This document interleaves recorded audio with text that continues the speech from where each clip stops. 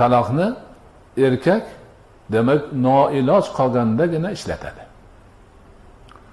Xotini choyni vaqtida damlab kelmasa ham taloqni urmaydi.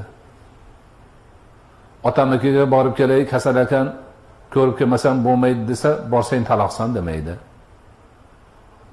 Unaqa gap yo'q hech qayerda. Oldin islomiy ta'limot, Qur'oniy ta'limot bo'yicha erkak ayolning o'rtasida kelishmovchilik chiqib qolsa, boring ana aytaylik, ayol bosh ko'tardi eriga qarshi. Gapiga kirmayapti, sarkashlik qilyapti, o'zboshimchalik qilyapti. Xo'p, bu gapimga kirmayapti, o'zboshimchalik qilyapti, qo'yib yuboraman deyishga erning haqqi bormi? Yo'q. Qur'on aytadi, avval nasihat qil. Haligi aytgandek, ayol kishi ayol o'zini, oilasini, ota-onasini tashlab bu yoqqa kelin bo'lib kelgan. Xizmatini qilyapti, ayolligini qilyapti. Haligindek ba'zi bir vaqtlarda qiyin holatlar boshga tushishi mumkin. Yana qandaydir bir narsalari bo'lib, ayollik demak eriga bosh ko'tarishi yoki aytganini qilmasligi yoki sovuq muomala qilish holatlari bo'lib qolishi bu tabiiy narsa. Darrov taloq qilishga shoshilmay erkak, musulmon inson birinchi Qur'on ta'limoti bo'yicha ayoliga nasihat qiladi. Tushuntiradi. Ayolim, xotinim, bu hozirgi qilayotgan muomalamiz bo'lmaydi, musulmonchilikka to'g'ri kelmaydi. Biz bir-birimiz bilan urushamiz, janjal qilamiz deb oila qurganimiz yo'q. Xo'p, sen nimadan xafasan? Menga aytgin, men o'shini bir chorasini ko'ray. Yoki beodoblik qilma, bu dinimizga to'g'ri kelmaydi, hadisga to'g'ri kelmaydi. Uni qo'yganda, demak yaxshilab birgalikda yashaylik. Men senga yordam kerak bo'lsa yordam beray kabi nasihat so'zlari bilan ayolni o'zini tutishi noto'g'ri ekanligini tushuntiradi. Ana bir aytdi, ikki aytdi, uch aytdi, to'rt aytdi, bo'lmayapti. Xotin sal achchig'i qattiqroq chiqqan ekan, unamayapti. Ana o'shanda Qur'onni demak ta'limoti bo'yicha joyini boshqa qilib oladi. Indamasdan joyini boshqa qilib olishini o'zini bilgan ayol uchun katta bir zarba bo'ladi. Men yaxshi ko'raman deb yurgan erim mendan demak joyini boshqa qilib oldi, menda ayb bo'lsa kerak. Bir o'zimni tuzatay, bekordan bekor bundoq bo'lmayotgandir.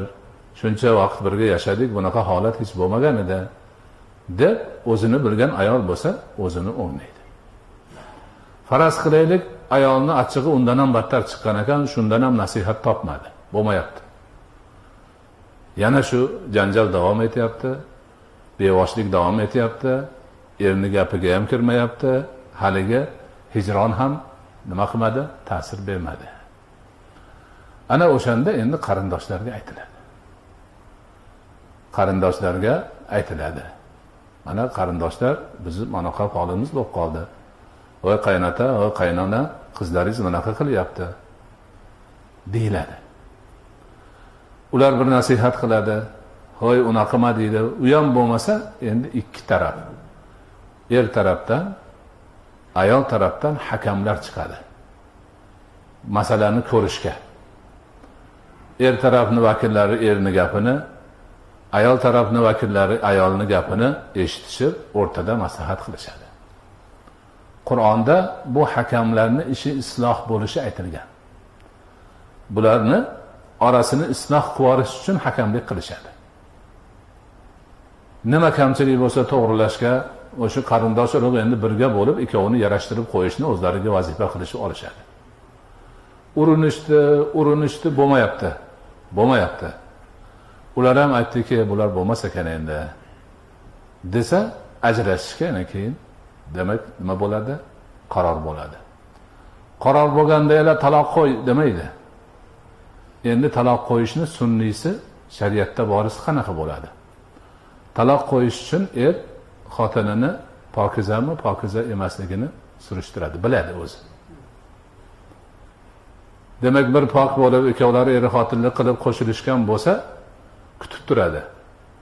Ayol hayz ko'rib, hayzidan pokiza bo'lgandan keyin aniqlab turib bir taloq qo'yadi. Shariatning hikmatini qarang. Urushib qolib nima qilincha u o'shuncha vaqt o'tguncha achig'idan tushadi ikkovi ham. Taloq qilaman desa niyatidan qaytadi. Ana endi juda jonidan o'tib ketgan ekan, 3 taloq qilmaydi, shunday ham 1 taloq qiladi. 1 taloq qilib kutadi. Ayolning haligi poklik kunlari o'tadi, yana hayz ko'radi, yana pok bo'lganda ikkinchisini qiladi. Uchinchisiga yana shuncha o'tish kerak. Ana shu haqiqiy shar'iy taloq shunday bo'ladi. Tushunarlimi? Haqiqiy shar'iy taloq shunday bo'ladi.